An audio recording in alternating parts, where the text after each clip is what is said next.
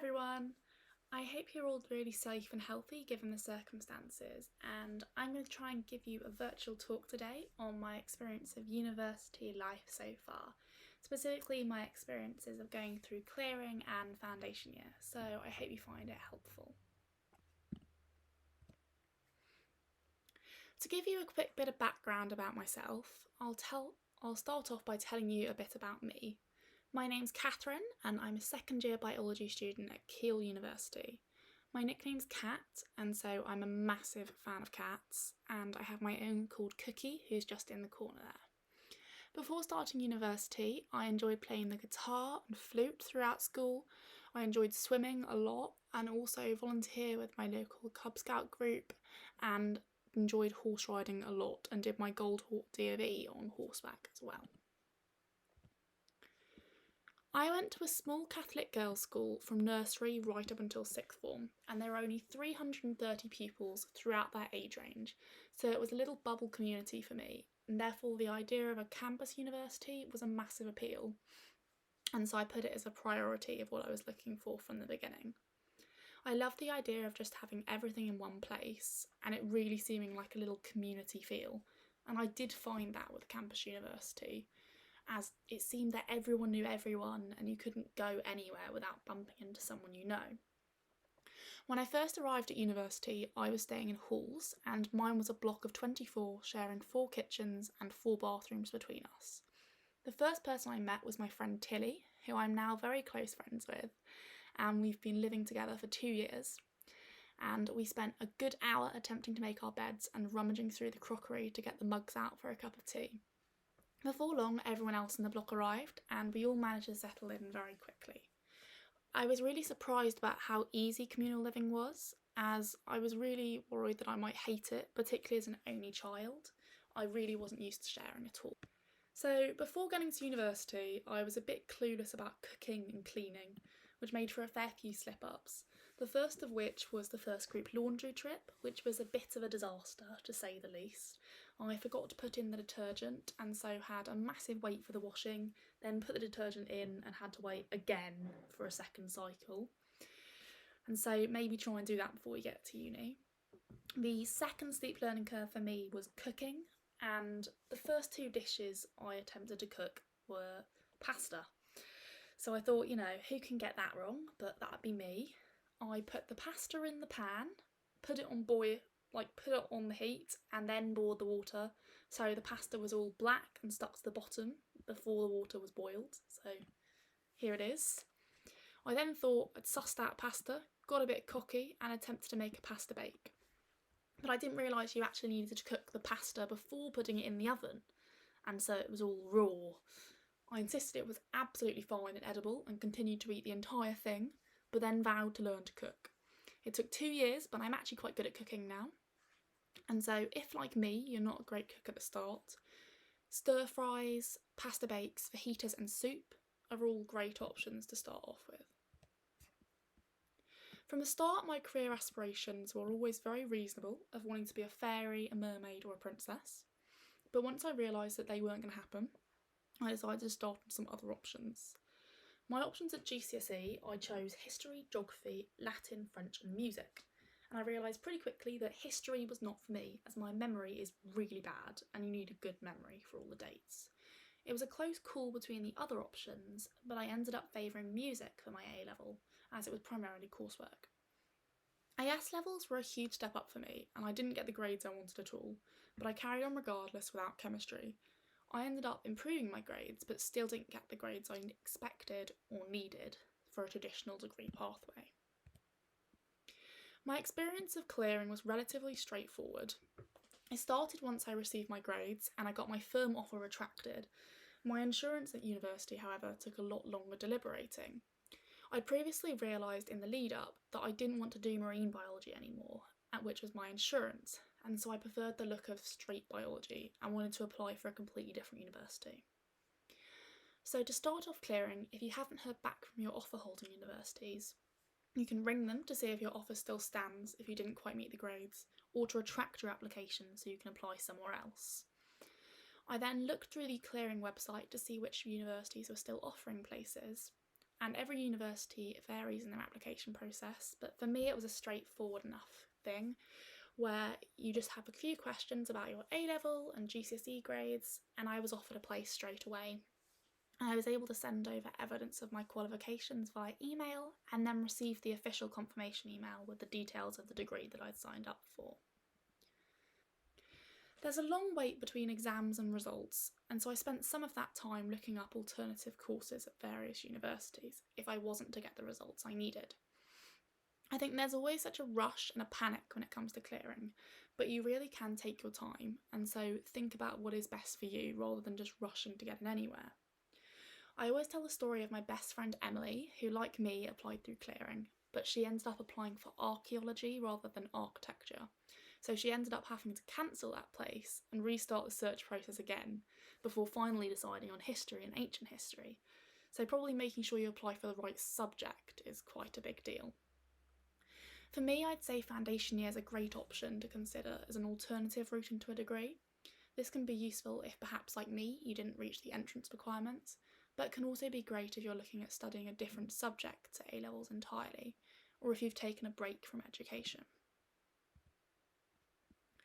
I was nervous coming to university about the workload being heavy, however I've actually found it very manageable. As a first year biology student, I had between 13 and 18 hours of contact time a week. This consisted of lab-based sessions, seminars, tutorials and lectures, which were spread over the week. The main difference to A-levels is that you're expected to do personal study between lectures.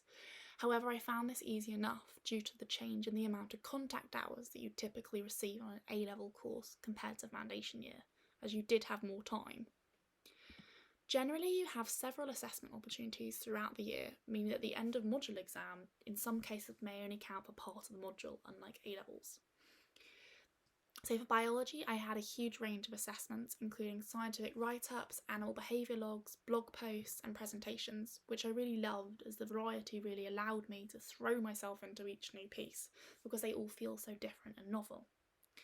At university, they have a personal tutor system where you get a personal tutor that will stay with you throughout your time, and they act almost like your form tutor at school. And they can be your first port of call for anything and act as your reference for future employers and applications, as well as giving you advice about careers. Personal tutors also have a welfare role, where if you have any personal issues, they can direct you to the most appropriate person. One of the most important things you can receive is feedback, and so it's really important to look at, so you don't make the same mistake twice. Someone suggested to me writing the main comments you get on a Word document and repeatedly coming back to it so that you're not making the same mistakes.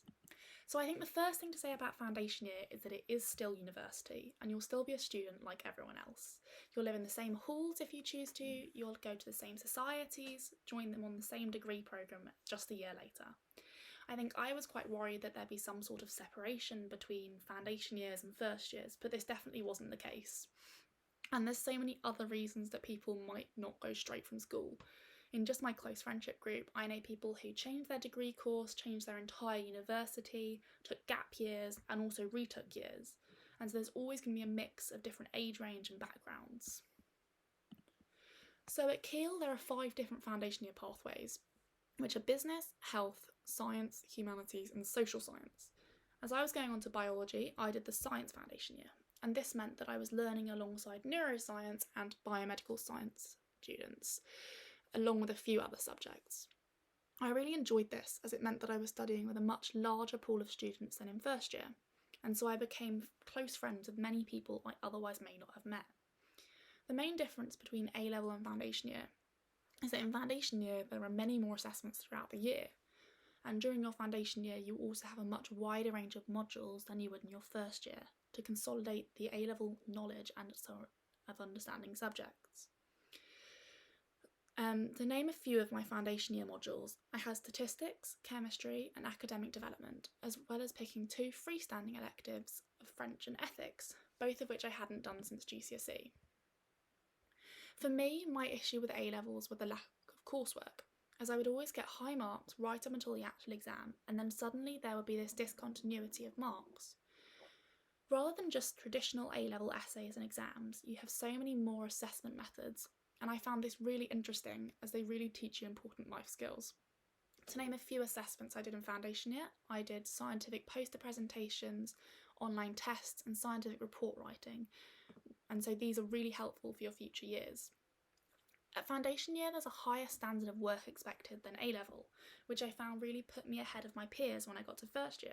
I knew how to reference, to do scientific drawings, and to do other things that first years wouldn't know how to do from the offset, and so it really puts you ahead of them. University is obviously primarily about the degree, but the experience is also a key part of student life, and I met most of my close friends in foundation year.